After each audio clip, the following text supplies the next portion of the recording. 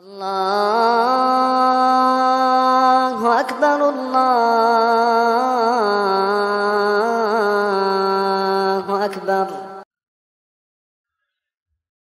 آگے سوال یہ کیا جا رہا ہے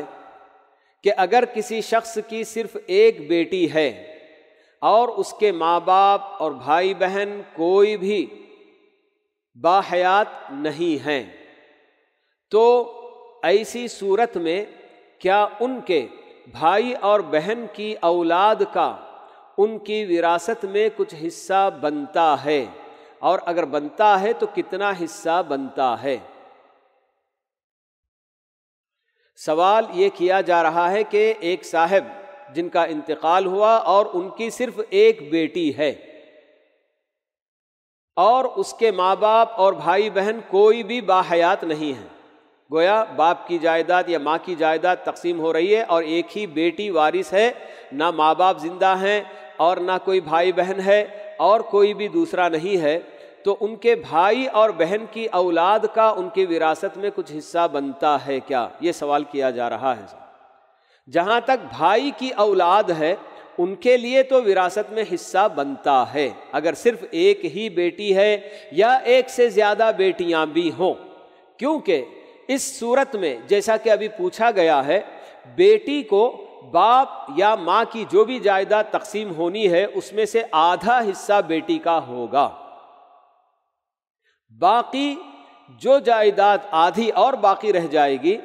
ان کے بھائی کی، ان کے بھائی کے بچوں کے لیے وہ جو نا بالکل، یعنی بھائی بہن وغیرہ بھی کوئی اور زندہ نہیں ہیں یعنی مرنے والے کے، تو ایسی صورت میں بھائی کی جو اولاد ہوگی یعنی کہ ان کا رشتہ بھتیجے کا ہوگا، تو بھتیجا اور بھتیجی جو بھی ہیں ان کو بھی اس میں حصہ ملے گا۔